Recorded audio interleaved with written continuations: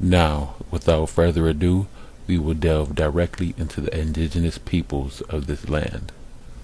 The indigenous. When the enormous monoliths were uncovered from Mexico, the sculptured images that were carved to form 24-ton heads from a single mass of basalt rock had been discovered. No one suspected this mysterious part of a civilization that only seemed to have vanished. At the cultural paradox of this civilization, La Venta, 18 miles from the Gulf of Mexico, 4 colossal heads were unearthed.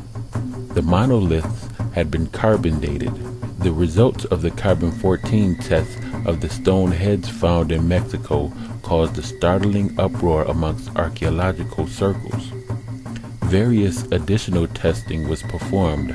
However, the earliest date that the carbon testing came up with regarding the stone images was the year 291 BC. As more diggings were performed in Middle America, larger heads were discovered. 24 tons was the average sum of the weight. The new discoveries were even more mysterious, for the colossal heads continued to turn up even earlier dates. 4 heads in all were excavated at the city of La Venta alone, with the largest head standing 9 feet tall. Ancient Middle American civilizations, or Mesoamerica antiquity, is divided into 3 epochs: Archaic, before Christ; Classic, during the first 1,000 years AD; and Post-Classic, from 1000 AD to Spanish conquest. The monolith of La Venta was dated and placed in the Archaic period, which proved the existence of a civilization in Mesoamerica thousands of years before organized monotheistic religions. Perhaps more staggering than the result of the carbon dating of these stone figures is the apparent construction and proportions of the monoliths. According to archaeological circles, the statues were constructed from one massive chunk of basalt block mined from stone quarries 80 miles away and transported to the center of La Venta with a sum weight of 20 to 40 tons each. It seems these stones were rolled over vast tracts of land or transported down a river on wooden rafts, however, presenting somewhat of an illogical and even incomprehensible method of material transportation. The monoliths proved to be only elementary in cultural archaeology. At present, between 25 and 40 Archaic period Mesoamerican sites have been discovered. The majority of these finds have occurred in the states of Veracruz, which totals 246 recorded pieces with over 180 sculptures, altars, and stone heads. The revelation of this hidden civilization reconstructed the indigenous history that has now been extended to reveal a hidden past.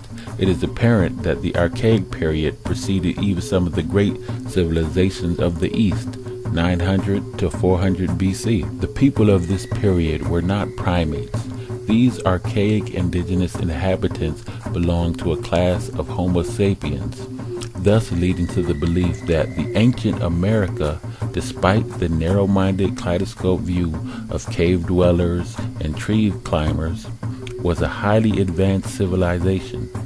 We see this in the advanced artistry and sculpturing, which was quite different than the art and sculpturing of tribal cultures.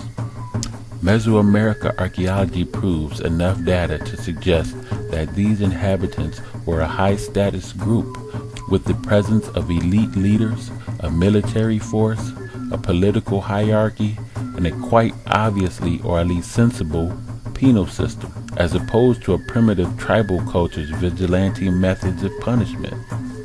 Historians speculate on the actual racial identity of these inhabitants.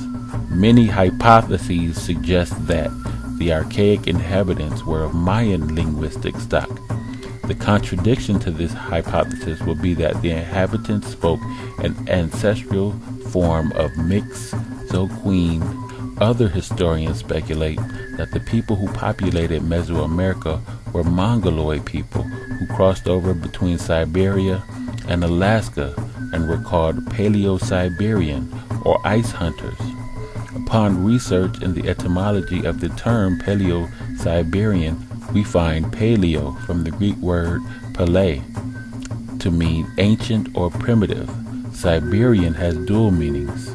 Sib from the Greek word sipa to mean kinship, family related by blood, and Aryan from the Sanskrit word Arya to mean noble in reference to the Persian language. Arya also denotes a sub-tribe of people who migrated from Turkey into Palestine and were given the name Caucasian from the regions of the Caucasus Mountains. However, the stone images were not the depiction of Siberians or Mongoloids. The archaeologists are not in agreement with the identity of these inhabitants, or more correctly, have denied indisputable truth of their origin.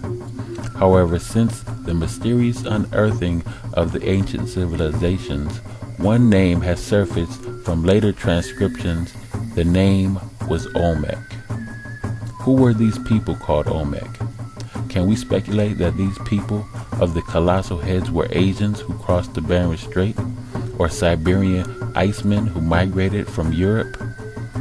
Jose Maria y Serrano, upon excavating one of the monolith heads in this region of San Andreas Tuxtla, published a short passage in the Bulletin of the Mexican Geographical Statistical Society, and I quote, "As a work of art, it is without exaggeration a magnificent sculpture. But what most amazes me was the type that it represents, a Ethiopian African. I conclude that there had doubtlessly been black Negroids in this region from the very earliest ages of the world." Unquote. In 1939, Dr. Matthew Sterling led a joint team from the National Geographic Society into the Gulf of Mexico to spearhead a major digging operation in Veracruz to unearth the monolithic heads. Sterling concluded, and I quote, "The features are bold and amazingly Negroid in character." Unquote. The archaeological cultural data overwhelmingly confirms the depiction of Negroid faces. Further archaeological evidence of the Negroid in ancient America is found in the Monte Alban culture, which seems to have begun at the end of Olmec culture. In Monte Alban, 140 Negroid-type figures have been discovered. Upon archaeological research, there is no logical denying of the Negroidness found in the art of the ancient Americas. Although there has been denial amongst historians, archaeologists have indeed confirmed at least 4 major facts. Number 1, the Olmecs date back to the Archaic period. Number 2, the Olmec civilization parallels the dynastic periods of Egypt. Number 3, the Olmecs were not Paleo-Siberians or evolving Neanderthals. And number 4, evidence points to the Olmecs being of African ancestry. Skeletons have also been unearthed in pre-Columbian layers in the valley of the Pecos River that flows through Texas and New Mexico and empties into the Rio Grande of the Gulf of Mexico.